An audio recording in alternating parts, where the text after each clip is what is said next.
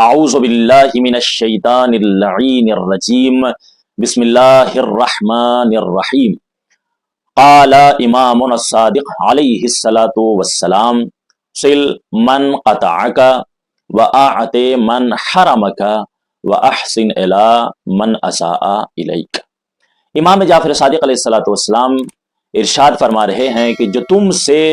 تعلق توڑے تم اس سے تعلق مضبوط کرو، جو تمہیں محروم کرے تم اسے عطا کرو، اور جو تمہارے ساتھ برائی سے پیش آئے تم اس کے ساتھ حسن سلوک کرو۔ سبحان اللہ۔ سامعین محترم، آج ہمارا عنوان گفتگو ہے سیرت امام جعفر صادق علیہ الصلاۃ والسلام۔ حالانکہ یہ ایک مفصل موضوع ہے اور یقیناً اس کو بیان کرنا ناممکن ہے، اس لیے کہ امام علیہ الصلاۃ والسلام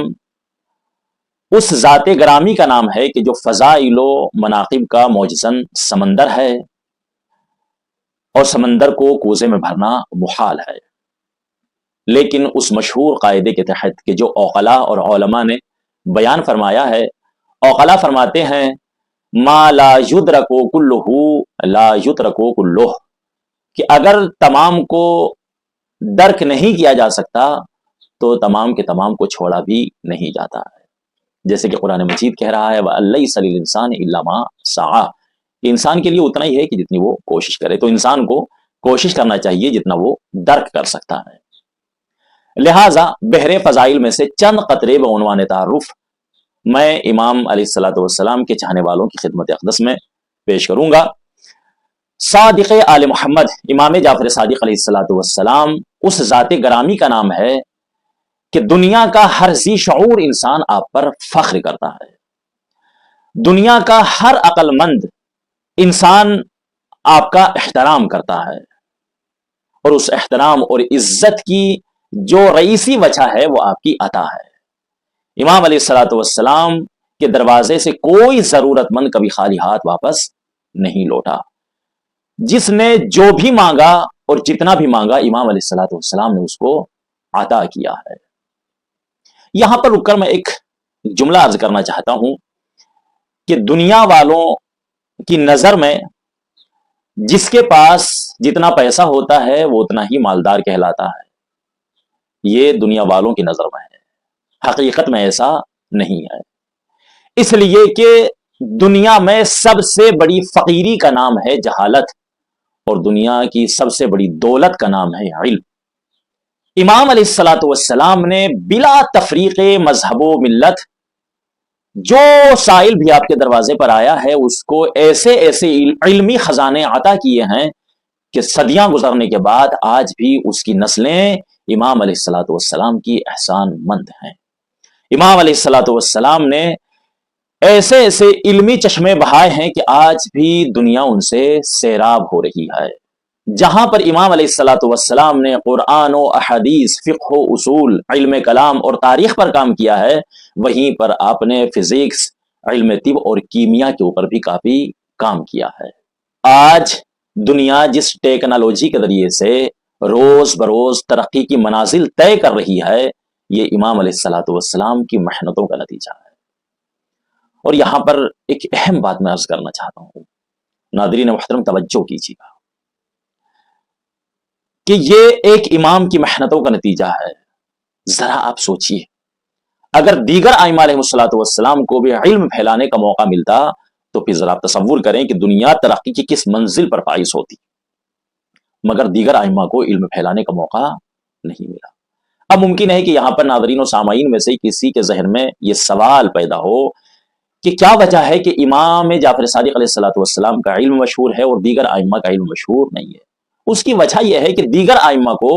علم پھیلانے کا موقع نہیں ملا ہے، صرف چھٹے امام کو موقع ملا ہے، اور اس کی وجہ بھی یہ ہے کہ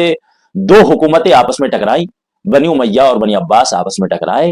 اور امام کو علم پھیلانے کا موقع مل گیا۔ تاریخ شاہد ہے کہ جب امام کی ولادت وسعادت ہوئی وہ دور بھی ظلم و بربریت کا دور تھا، اور عبد الملک بن مروان اس وقت بادشاہ تھا، اس کے بعد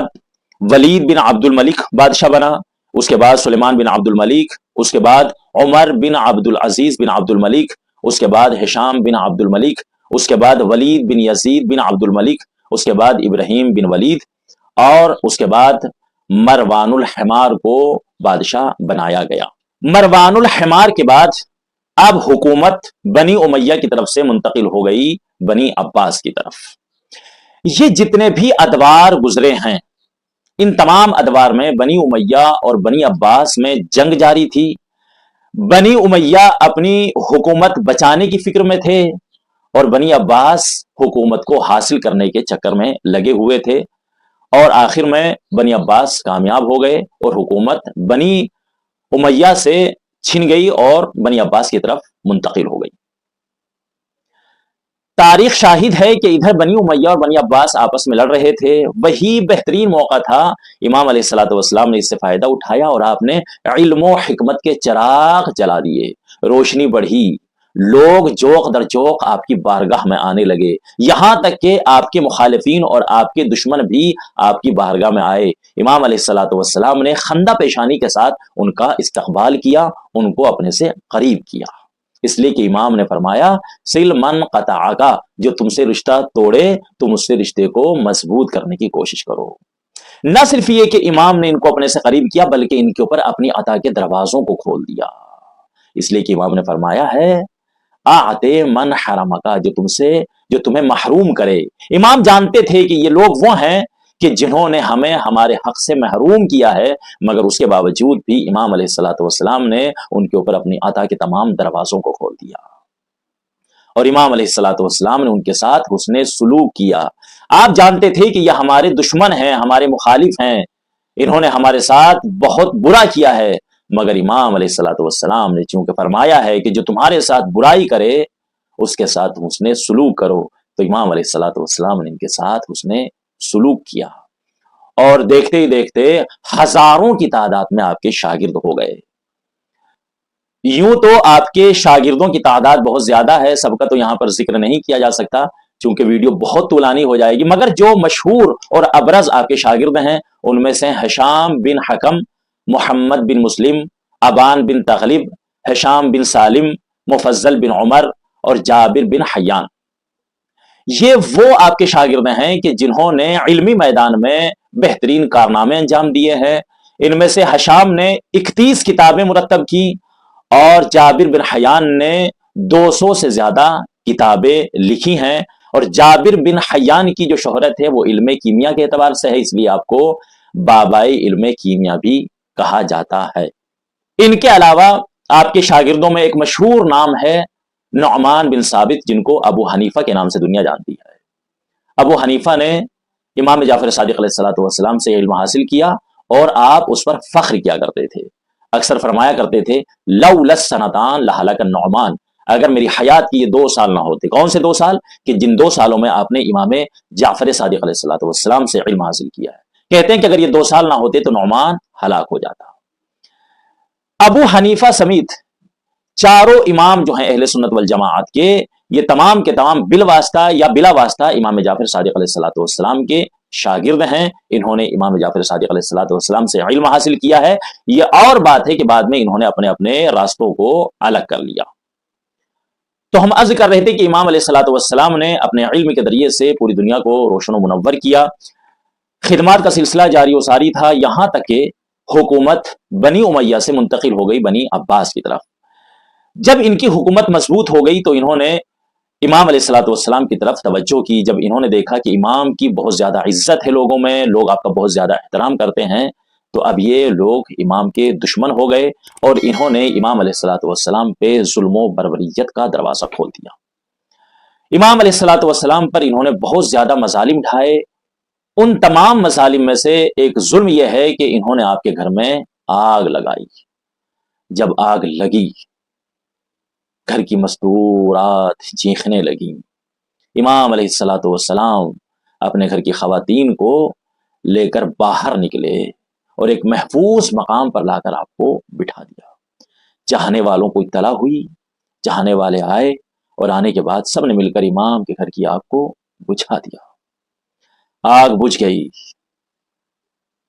امام علیہ الصلوۃ والسلام ہے کہ صحن خانہ میں بیٹھے ہوئے گریا کر رہے ہیں۔ چاہنے والے آپ کے قریب ہوئے اور ایک صحابی نے پوچھا مولا آپ تو صابر ہیں، مولا آپ ہمیشہ ہمیں صبر کی تلقین کرتے ہیں، مولا آپ کیوں رو رہے ہیں؟ کیا اس لیے رو رہے ہیں کہ آپ کے گھر کا سارا ساز و سامان جل چکا ہے؟ امام علیہ الصلوۃ والسلام جو ابھی تک گردن کو جھکائے ہوئے گریا کر رہے تھے، اپنے سر کو اٹھایا، اپنے صحابی کی طرف دیکھ کر فرماتے ہیں کہ نہیں، ہم مال دنیا کے لیے گریا نہیں کر رہے ہیں۔ کہ مولا پھر رونے کی وجہ کیا ہے؟ کہ رو اس لیے رہا ہوں کہ جب میرے گھر میں آگ لگی تو میں نے ایک منظر دیکھا کہ میرے گھر کی خواتین ایک حجرے سے دوسرے حجرے میں، دوسرے حجرے سے تیسرے حجرے میں جا رہی تھیں، حالانکہ سروں پر چادریں بھی تھیں، کوئی ظالم چادر چھین بھی نہیں رہا تھا۔ یہ منظر دیکھ کر مجھے کربلا کا منظر یاد آ گیا کہ جہاں پر خیام امام حسین میں آگ لگی ہوئی تھی، بیویوں کے سروں پر چادریں نہیں تھی، بیویاں ایک خیمے سے دوسرے خیمے میں، دوسرے سے تیسرے خیمے میں جا رہی تھیں اور بار بار بنی ہاشم کے شیروں کو اپنی مدد کے لیے پکار رہی تھی، مگر کوئی نہ آیا جو ان کی مدد کر سکے۔ میں کہوں گا اے امام جعفر صادق علیہ الصلوۃ والسلام، آپ پر ہماری جان قربان، یقیناً آپ مظلوم ہیں، مولا آپ کے گھر میں آگ لگائی گئی، مولا امام حسین کے خیموں کو بھی جلایا گیا، مگر تاریخ میں ایک گھر اور ہے جس کو مدینے میں جلایا گیا۔ ارے وہ کسی اور کا گھر نہیں بلکہ رسول اللہ کی بیٹی حضرت فاطمہ الزہرا کا گھر ہے۔ اس گھر کے جلنے کا منظر بڑا دردناک ہے۔ اے میرے مولا، جب آپ کے گھر میں آگ لگائی گئی تو کسی ظالم نے جلتا ہوا دروازہ آپ کے گھر کی کسی خاتون کے اوپر گرایا تو نہیں، مگر ہائے رے مظلوم یہ جناب زہرا، ادھر دروازہ جل رہا تھا، شہزادی دروازے کے پیچھے کھڑی تھی، دروازہ جلتا ہوا شہزادی کے پہلو پر گرایا گیا، اس میں ایک میخ تھی جو آگ کی وجہ سے جل کر سرخ ہو چکی تھی، وہ میخ شہزادی کی پسلیوں میں داخل ہوئی، شہزادی زمین پر گر کر تڑپنے لگی، ایک ظالم آگے بڑھا اور شہزادی کے رخ پر ایک زوردار تھوک یا امام زمانہ،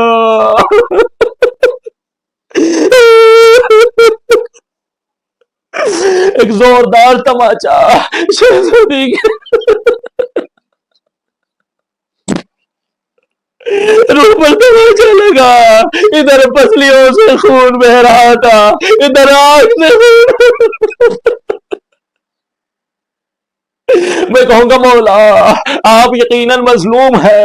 مولا مگر اتنا تو ہے جب آپ کے گھر میں آگ لگائی گئی کسی ظالم نے آپ کے گلے میں رسی کا پھندا تو نہیں ڈالا، مگر ہائے مظلوم یہ امیر کائنات، ارے چھوٹے چھوٹے بچوں کے سامنے علی کے گلے میں رسی کا پھندا ڈالا گیا، کھینچتے ہوئے مسجد نبوی کی طرف لے گئے، ارے وہ زہرا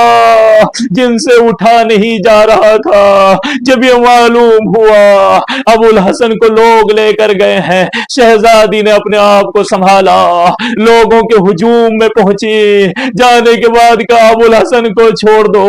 ورنہ میں سر کے بالوں کو پریشان کر دوں گی۔